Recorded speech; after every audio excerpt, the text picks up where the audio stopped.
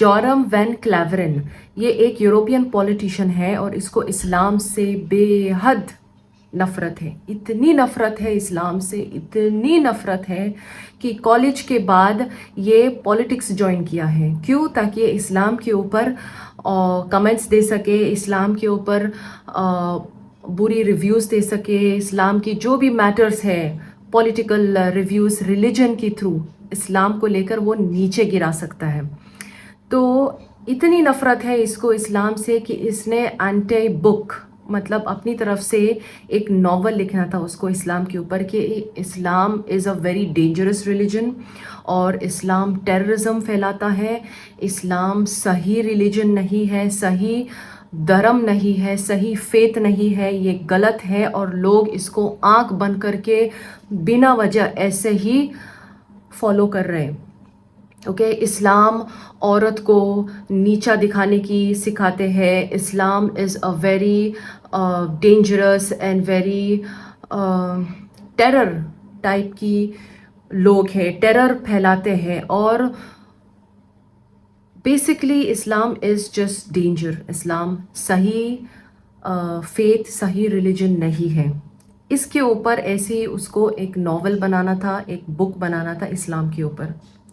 तो जैसे जैसे वो अपनी किताब लिखने लगा, वो एक्सप्लोर करने लगा इस्लाम और बाइबल के बीच में, दोनों के बीच में वो एक्सप्लोर करने लगा, इस्लाम के बारे में वो जानने लगा और वो अपनी किताब लिखने लगा कि ये जो रिलीजन है ये ऐसा है, ये वैसा है। अचानक से ऐसी चीज़ हो गई है उसकी लाइफ में, जैसे जैसे वो किताब लिखने लगा कि ही रिवर्टेड टू इस्लाम, वो मुसलमान बन गया। मतलब वो इंसान जो बेहद, एक होता है ना बेहद मोहब्बत किसी चीज़ से या बेहद नफ़रत किसी चीज़ से, सेम ऐसे ही उसको इस्लाम से बेहद नफ़रत था।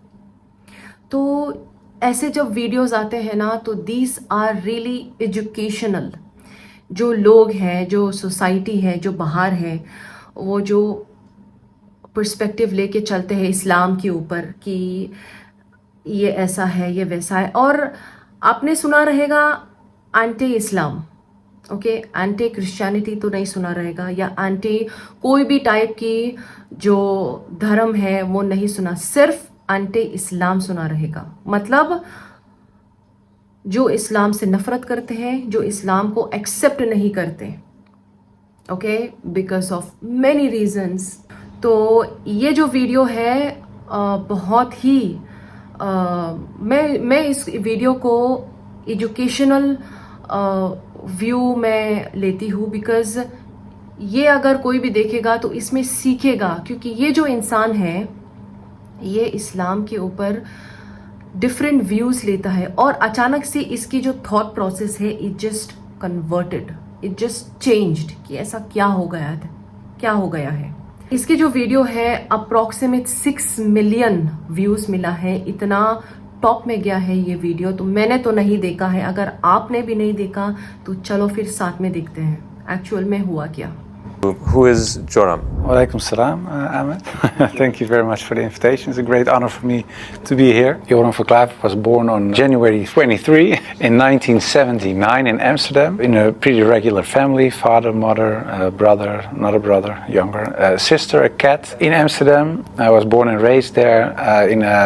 We're a practicing Protestant family. After I finished high school, I studied comparative religion. I was a teacher for a few years. There happened a lot of things in the Netherlands, especially in my life. Also, when I look at the bigger picture when it came to Islam, I became politically active for the Freedom Party. I became a member of parliament. And in the end, I decided to write an anti-Islam book, which started as an anti-Islam book, changed into this search for God, and it ended up me becoming a Muslim.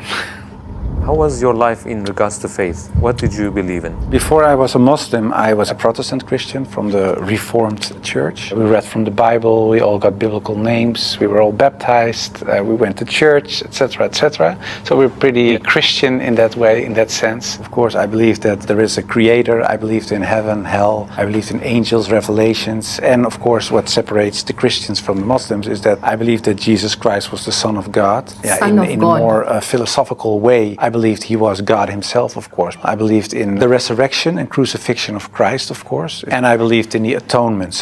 But because the Trinity is a very complex concept, whether you believe it or not, it's still very complex, because if there is a God in the Bible, it says God is eternal. But if you are eternal and you die, you cannot be eternal, immortal at the same time. So there was something when I was a little older, 16, 17, I started questioning things like that. It's not very logical. I talked to many priests, preachers, even rabbis, and the answers I got weren't very satisfying. That made it for me kind of complex, and in the end I had some doubts about stuff like this, but I said, well, I set it aside and I thought, okay, I just believe it, and perhaps I'm not smart enough to get the whole picture. And I still believed in God. I still believed that Jesus was a very important person. I believed he was the Son of God, but how it exactly was, I left it for what it was.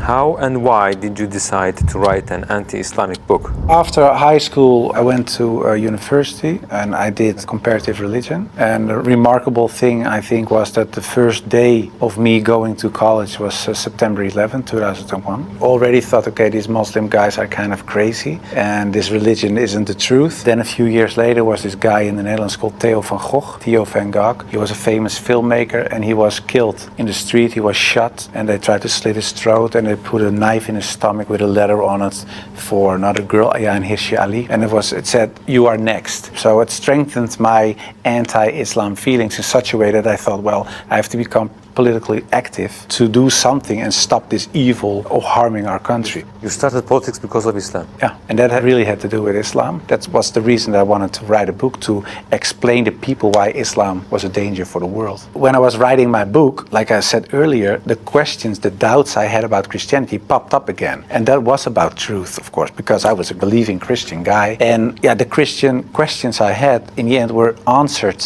in an Islamic way. Because, of course, when I started writing the book, a lot of people think that it was a political book, but it wasn't so much a political book. It was a religious book, because I wanted to show people why Islam was a danger as a religion, and I wrote it from a Christian perspective. So in the beginning, I made a comparison between the Christian concept of God and the Islamic concept. So I started comparing it. But because I had these doubts about the Trinity, and I saw Tawheed, the oneness of God in Islam, I thought, yeah, it sounds a little bit more logical. And then I thought to myself, well, I reread the Bible to refresh myself and see, okay, why isn't the concept of Islam, the Tawheed concept, isn't the Christian concept? But when I was reading the Old Testament and I saw what the Old Testament prophets said, it was one God, one God, one God. And then I thought, okay, I'll look only at the words of Jesus Christ in the New Testament. And then there's this story in the New Testament where a guy comes to Jesus and he asks him, what is the most important thing in life? How can I gain paradise? And he says there are two things. He says, "Hear, O Israel, hear, your God is one. Treat your neighbor as you want to be treated yourself." So I thought, well, even Jesus Christ says, "Hear, O Israel, your God is one." So I thought, well, this whole Muslim concept of God sounds more logical, and it's the same concept that I find in the Old and the New Testament. And I know Christianity as a religion teaches something else, but it isn't the concept of God that I find in the Bible. So after weeks and weeks of study,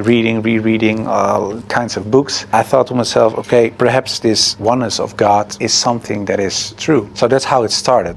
What resources did you use while doing your research? Because I was kind of shocked, I started writing to several authorities on these religious matters. And one of the guys that I wrote to was Sheikh Abdul Hakim Murad, and he's a professor from Cambridge University. But in a way it was kind of strange, of course, because I was a politician back then still. I was writing an anti-Islam book with an anti-Islam purpose. And I'm asking this Muslim professor from another country, can you help me? So I told him I'm writing a book. I have a lot of questions. So I was very plain why I thought, why is Islam promoting terrorism? Why is anti-woman? Why is anti-Christian? Anti-whatever. After, I think, 6 weeks, he sent me a very extensive email, and he started explaining, directly answered a lot of my questions, but he also told me, you have to read this article, read this book, read that book, ask this person. And so he was very extensive in his way of explaining. But in the end, after I read all these books and articles and made a comparison between prophets from the Old Testament with Muhammad, peace and blessings be upon him, I had no arguments anymore to say they are prophets and he is not. And I thought to myself, well, if I accept Moses on these grounds and I cannot accept the prophet, then there is something else. So I thought, why don't I think he is a prophet? And I thought, oh, perhaps because he had many wives. But then again, when you look at Solomon or you look at King David, Abraham, there are a lot of people in the Old Testament that had more wives. And when you look at even outside of the religious books, culturally in Europe, in Africa, Asia, everywhere, there were men with several wives for several reasons. So I thought to myself, well, that cannot be a reason either. So one by one, all these reasons fell. And in the end, I thought, well, I have to say all of them are not prophets. But I didn't believe that, because I thought, well, the things they did, they said, the miracles that happened, etc., they were confirmed in what they said and what they did. So they are. And then I said, well, then I have to accept that Prophet Muhammad perhaps is a prophet too. So I was doubting it. So first I thought, well, it's the most evil person I know because of the history. Then I said, well, perhaps it's not that evil, but he's not a prophet. And in the end, I started doubting, perhaps he is a prophet. Yeah, that took, of course, me reading a lot of books again. And the one thing that I think was very wise of Abdul Hakim Murad to say was, he said, well, the books you read about with the anti-Islam arguments are written by non-Muslims. He said, if you want to know more about Christianity, you don't read books from atheists. You start reading the books from the Christians. Why do they believe this? What are the arguments? So he said, you have to do the same with Islam. So start reading Islamic books from Islamic teachers, from Islamic scholars, etc. And then you can see, if you compare the books on the same topic of people who are Muslim and wrote those books and non-Muslim, you can see where they took the wrong turn, where they translated words in the wrong way, sometimes perhaps even not on purpose, but just because they didn't know, where things are added, where things left out of it. So, and in the end, you see there's this other religion almost created because of all these things. And that's what I did. And that's what I also did with the life of the Prophet, because I read a book from Martin Links, The Life of the Prophet, based on the earliest source of Muhammad. And it was written, of course, by a convert. And his way of reasoning, his way of telling, his way of writing appealed to me, because it's culturally the same thing. How do I approach a certain topic, etc. And it was the first time that I saw him not so much as a warlord, because that's the picture I had in my mind, but I saw him as a father, and I saw him as a friend and a teacher, and so much more. And so, yeah, I saw the person and his character, and I said, well, I can say a lot, but I cannot say that this is not a good man. So his character persuaded me to read more and to want to know more.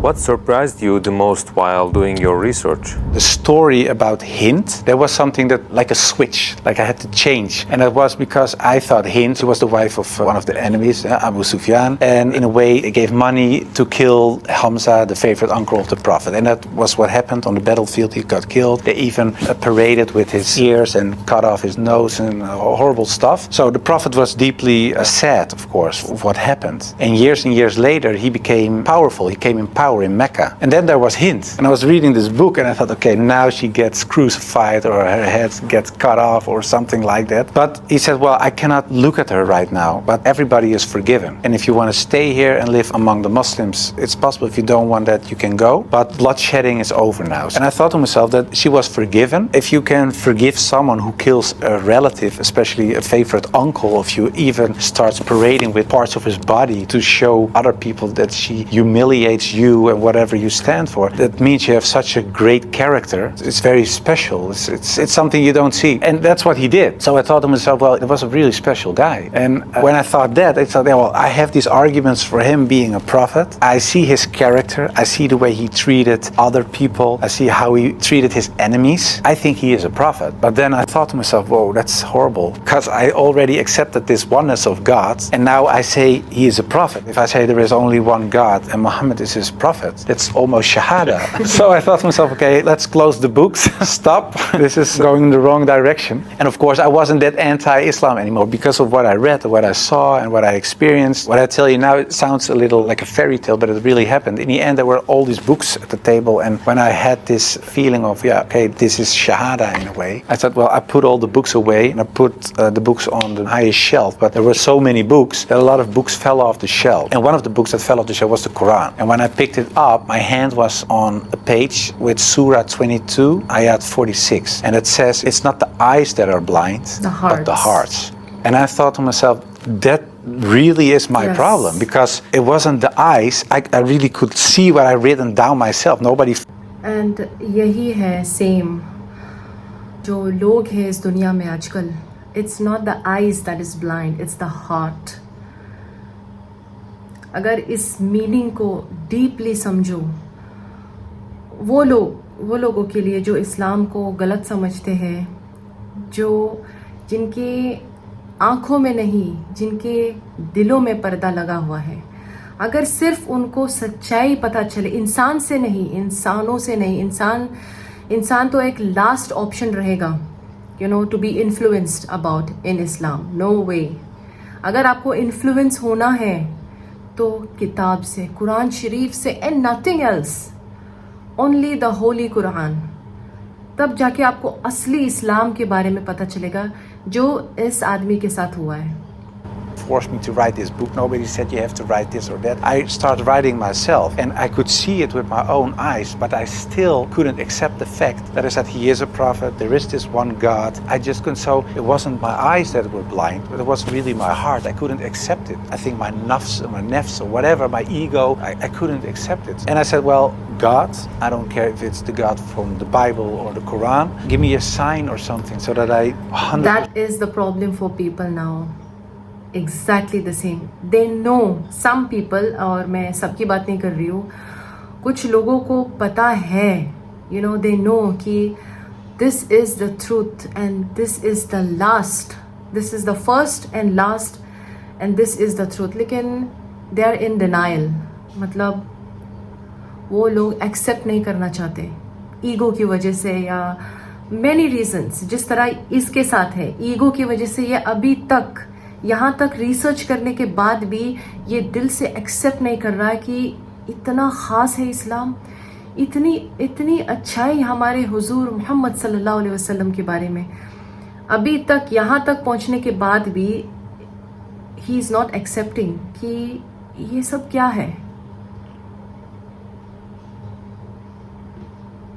Sure, no, this is the way. And I went to bed, but when I woke up, I felt very secure in myself. I really felt very secure. I've never been more secure about anything else. The whole anxiety or the whole doubting issue, it disappeared like snow for the sun. And I thought to myself, well, I think I'm a Muslim. Well, and then of course I had to tell other people.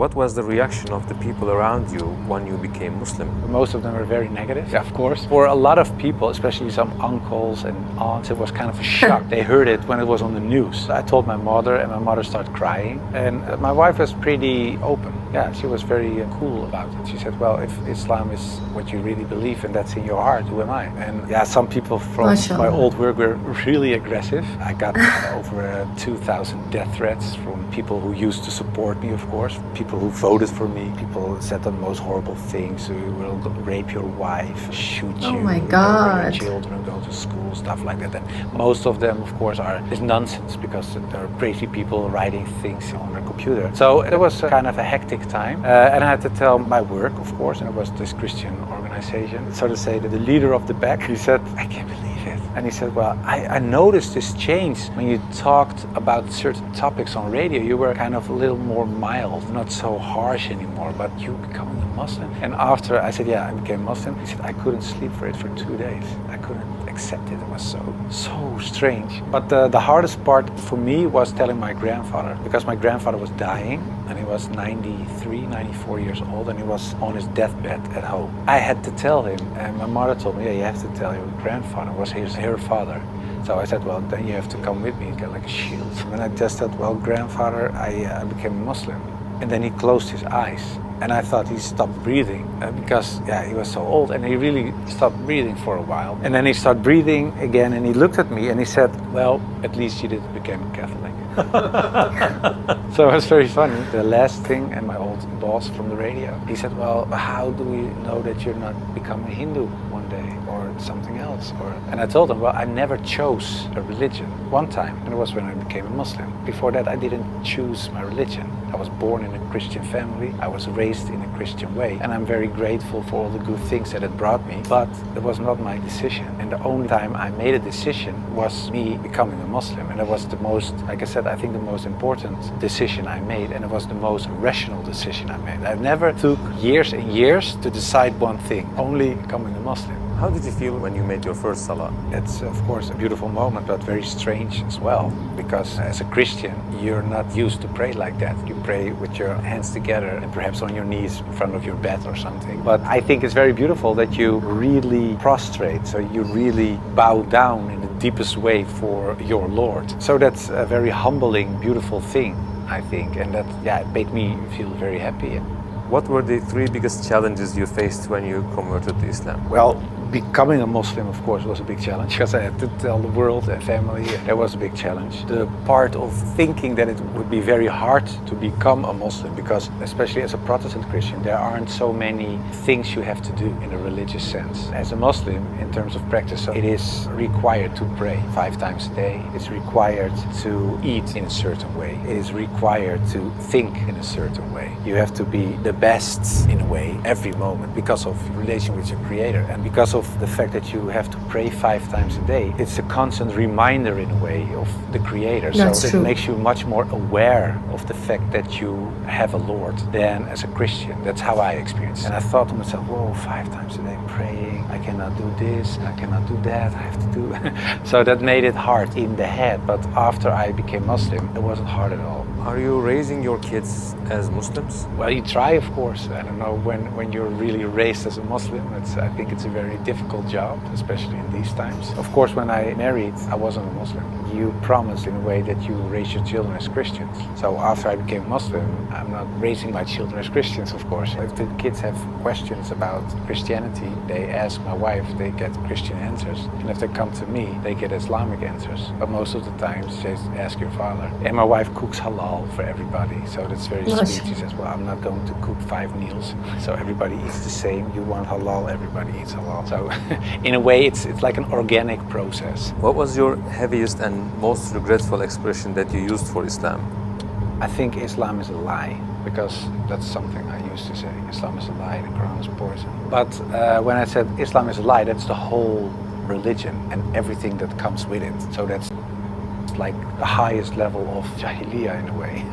Yeah, that's something I regret, because it was like an umbrella and everything else was under this concept of Islam is a lie, because that was the core thought. And of course I do blame myself, and I know there are a lot of people out there not practicing Muslims that do so. And in a way I understand it, because in a political sense and in a social, cultural sense, everything I said and done is still there. I sometimes even hear arguments from people in my old party that I offended in a way. Yeah, that's something that bothers me. And that's one of the reasons that we founded an organization. It's called the IXC, Islam Experience Center. And we go to schools, primary school, high school, college, universities, but also to departments of the government, other social organizations, churches, to take away misconceptions about Islam, to share the message, to show Islam in its true colors. And we do it by virtual reality with the glasses, so it's a very fun experience as well. And we try to erase in a way the things I said and done in the past.